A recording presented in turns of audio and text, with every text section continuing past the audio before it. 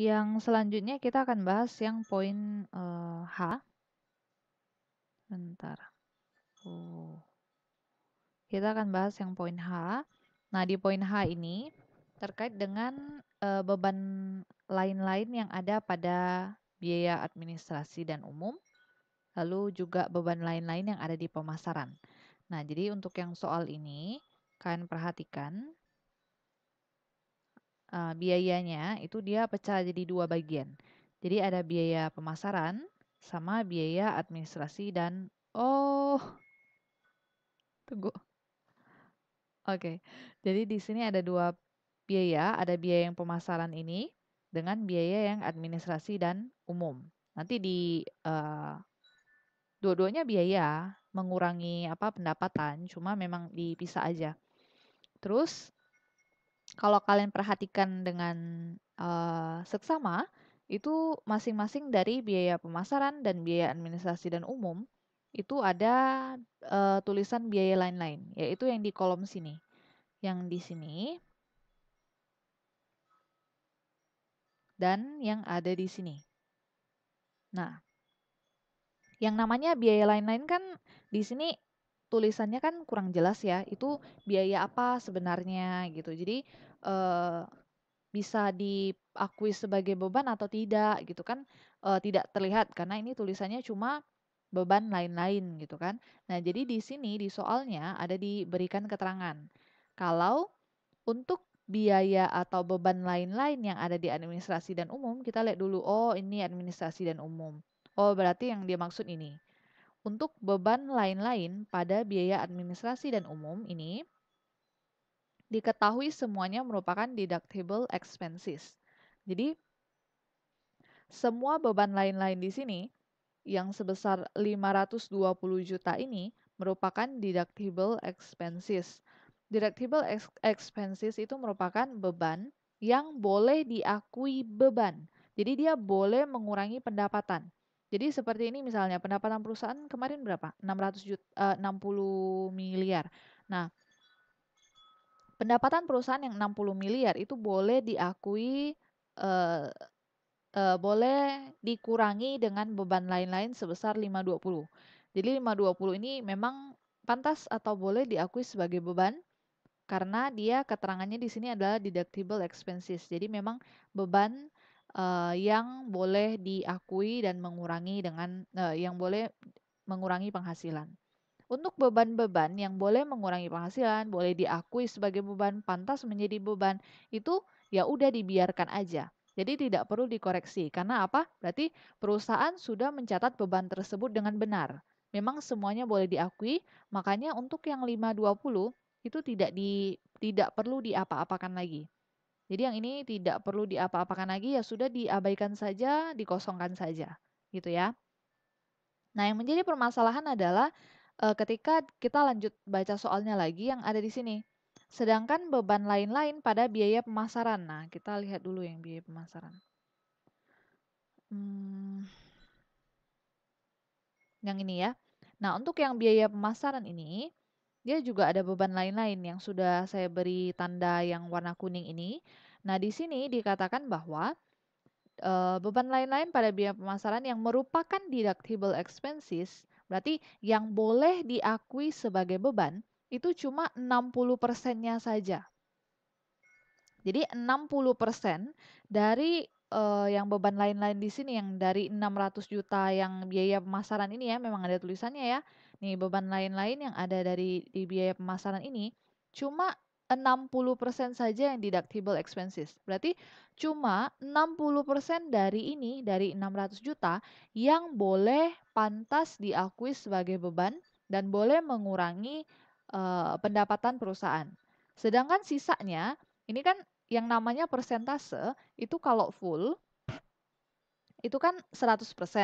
Nah, 60%-nya itu deductible expenses. Berarti sisanya 40% itu merupakan non-deductible expenses. Jadi merupakan beban yang tidak boleh diakui di perpajakan. Jadi harus dibuang yang 40%-nya itu. Atau kalau misalnya kalian nggak ngerti, nggak paham yang persentase-persentase, seperti yang waktu itu kita bahas di grup chat ya, ada yang bingung, ini Ibu 40%-nya dari mana? Ya udah saya tidak membahas 40%. Jadi saya ikutin saya tulis perhitungannya di bawah aja. Ini sekali lagi ini cuma coba-coba, tidak wajib tulis cara pengerjaan di bawah. Ini cuma untuk dijelasin aja. Saya tulis dulu ya beban lain-lainnya. Beban lain-lainnya itu 600 juta. 1, 2, 3, 4, 5, 6. 600 juta. Oke, beban lain-lainnya 600 juta. Lalu yang deductible expenses, yang deductible itu berarti boleh menjadi beban ya, boleh diakui sebagai beban. Itu 60%, sebesar 60%-nya. Boleh diakui jadi beban 60%-nya. Nah, jadi saya tinggal begini aja nih. 600 juta tinggal kalikan aja dengan 60%. Nah, oke. Jadi beban lain-lain 600 juta, ya 60%-nya yang ini 360 juta, berarti boleh diakui sebagai beban. Udah disampaikan sebelumnya ya, kalau boleh diakui sebagai beban, berarti dia aman. Berarti perusahaan sudah menuliskan bebannya dengan benar, berarti dia boleh mengurangi pendapatan perusahaan, ya udah dibiarin aja, berarti nggak salah. Jadi tidak perlu dikoreksi kalau yang memang boleh diakui sebagai beban. Sedangkan sisanya nih, sedangkan sisanya itu berarti bukan deductible expenses, berarti dia tidak boleh diakui. Berarti sisanya, sebentar. Jadi sisanya, nah untuk memperoleh sisanya ya tinggal dikurangi aja. Dari 600 juta, itu kalau saya kurangi dengan 360, itu sisanya 240, itu tidak boleh diakui sebagai beban. Oke, jadi hanya 60%-nya saja dari 600 yaitu sebesar 360 jutanya boleh diakui beban, sedangkan sisanya yang 240 juta itu tidak boleh diakui sebagai beban di fiskal. Karena tidak boleh diakui beban, makanya harus kita hapus atau harus kita keluarkan. Nah, cara kita hapus atau buangnya sama seperti tadi ya. Gimana cara mau menghapus beban? Kita lihat catatan kita tadi nih. Kalau misalnya mau menghapuskan beban atau mau dibuang atau mau dikurangi segala macam itu koreksi positif. Ingat kalau beban mau dihapuskan dikoreksi positif. Nah, koreksi positifnya sebesar berapa? Sebesar yang tadi aja yang nggak boleh diakui. Yang tadi tidak boleh diakui kan sisanya nih yang 240. Nah, 240 yang kita koreksi positif. Di bagian mana tadi itu? Beban lain-lain. Di sini. Jadi di beban lain-lain nanti, di beban lain-lain kita koreksikan positif. Koreksikan positif sebesar 240. 240-nya merupakan angka tadi yang tidak boleh diakui di sini. Begitu ya. Jadi coba dipahami kenapa yang dicatat 240 Bu. Ya karena dia yang tidak boleh diakui jadi memang harus dihapuskan. Terus kalau misalnya kalian masih bingung kenapa positif, kenapa nggak koreksi negatif, nanti coba pahami lagi kalau memang nggak bisa nanti ditanyakan lagi di grup kelas gitu ya. Nah, lalu kita masuk ke bagian yang I sama J. Yang I sama J memang harus perlu pemahaman karena ini berhubungan dengan materi yang sebelum UTS gitu ya. Nah, jadi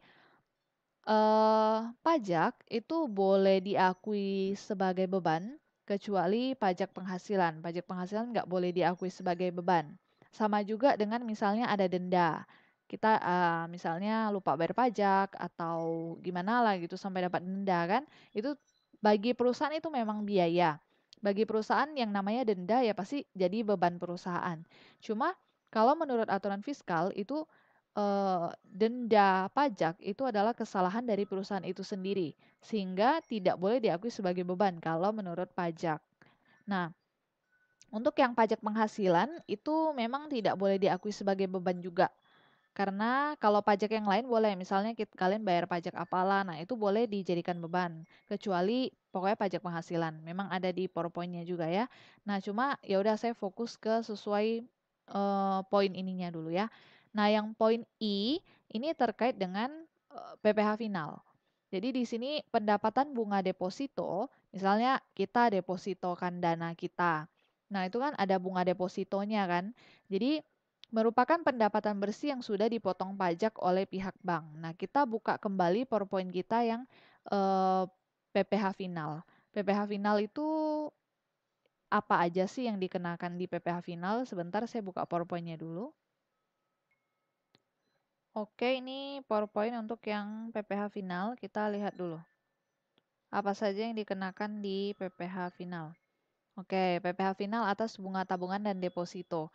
Nah, ini kita tidak perlu hitung PPh-nya berapa. Cuma eh, apa? Kalian lihat saja, oh kalau deposito berarti dikenakan PPh final. Nah, PPh final di sini kan penjelasannya adalah di mana kalau misalnya kalian dapat dari bank itu bunganya otomatis sudah terpotong dengan pajak. Jadi misalnya harusnya kalian dapat bunga 100.000, misalnya pajaknya itu 10.000 gitu kan. Dari 100.000 udah otomatis dipotong pajak. Jadi dari 100.000 bayar pajak misalnya 10.000 ya udah tinggal 90.000 gitu yang kalian dapatkan. Jadi 10.000-nya itu udah otomatis ditarik sama bank untuk dibayar ke eee, pemerintah gitu. Jadi itu namanya PPh final. Nah, di sini kita balik lagi ke soalnya ya. Oke. Nah, jadi di soalnya dikatakan bahwa pendapatan bunga deposito, cari dulu pendapatan bunga. Oke. Nah, pendapatan bunga deposito yang 40 juta ini itu merupakan pendapatan yang sudah dipotong oleh pajak. Jadi pendapatan di sini udah dipotong oleh pajak, udah dipotong PPh final. Nah, logikanya seperti ini. Kalau misalnya pendapatan ini kalian tidak koreksi, jadi kalian tetap tulis nih, misalnya tetap tulis pendapatan ini pendapatan loh ya, bukan beban. Misalnya saya tetap tulis pendapatannya 40 juta di sini, maka laba kalian pasti meningkat. Laba sebelum pajak pasti meningkat. Kenapa laba bisa meningkat? Karena ada pendapatan deposito. Jadi kalau misalnya pendapatan depositonya ini tidak saya hapuskan, maka nanti laba sebelum pajak kalian ini di sini ini itu pasti akan bertambah. Nah, kalau bertambah laba ditambah pendapatan dari deposito, berarti labanya meningkat. Kalau laba meningkat berarti ketika dikalikan dengan persentase yang kemarin tarif pajaknya kan 25%. Pasti kalau laba meningkat bayar pajaknya juga harus makin tinggi kan. Nah, padahal nilai 40 tadi kan udah dipotong pajak. Tadi kan udah otomatis dibayar sama bank kan sebesar PPh finalnya kan udah otomatis terpotong. Jadi kalau kalian masukkan lagi di sini, nanti waktu didapatkan laba sebelum pajak, ini kan labanya meningkat nih gara-gara kalian tambahkan pendapatan deposito. Nanti dikenakan lagi tarif 25%. Itu kalian bisa rugi. Kenapa bisa rugi? Pertama, tadi di awal-awal udah dipotong sama bank otomatis karena itu PPh final. Terus sekarang nanti di akhir dipotong lagi dengan tarif yang kemarin 25% yang PPh badan. Nah, itu bisa dikenakan double tarif pajak. Itu merugikan perusahaan. Nah, supaya perusahaan tidak rugi makanya boleh dikeluarkan. Jadi di sini itu boleh dikeluarkan karena dia PPh final. Makanya nanti sama dengan waktu itu kalau kalian masih ingat di grup yang kita bahas poin J, itu kita bahas yang tentang dividen dari Singapura. Nah, dividen itu bukan PPh final, makanya harus kita hitung lagi segala macam. Tapi kalau yang PPh final ini memang dikeluarkan. Oke, nah jadi supaya kita tidak dikenakan pajak double, maka kita harus keluarkan pendapatan bunga deposito ini yang tadi udah dipotong final itu kita keluarkan dari laporan laba ruginya. Nah, kalau kita mau keluarkan pendapatan itu caranya gimana? Kita mau buang pendapatannya itu kita tulis di sini. Coba lihat di sini. Nah, kalau mau kurangi pendapatan itu kita dikoreksi negatif. Kita kurangi pendapatan sebesar berapa nih? Ini ya, 40 juta. Di semuanya kita kurangi aja, kita keluarkan aja. Kenapa? Karena wajar. Karena ini memang kita udah bayar pajak, udah bayar PPh final. Jadi boleh dikeluarkan. Jadi kita tulis dikoreksi negatif. Koreksi negatif yang kolom sebelah kanan ini ya. Kita koreksi negatif sebesar 40 juta di sini. Nah, koreksi negatif di kolom yang ini. Kita koreksi negatif semuanya. Jadi ketika koreksi nanti, ketika di kolom yang sebelah kanan ini, kan sebelumnya ada pendapatan nih. Jadi kita buang pendapatannya, dikoreksikan negatif. Jadi nanti pendapatan dari deposito itu dianggap nol. Makanya nanti setelah dikoreksi, menurut fiskal nanti tidak akan ada lagi pendapatan dari deposito. Kenapa boleh dikeluarkan? Karena memang sudah dikenakan PPh final. Jadi memang udah bayar pajak ya udah nggak apa-apa. Kalau mau dihilangin juga nggak apa-apa. Itu untuk yang poin yang I.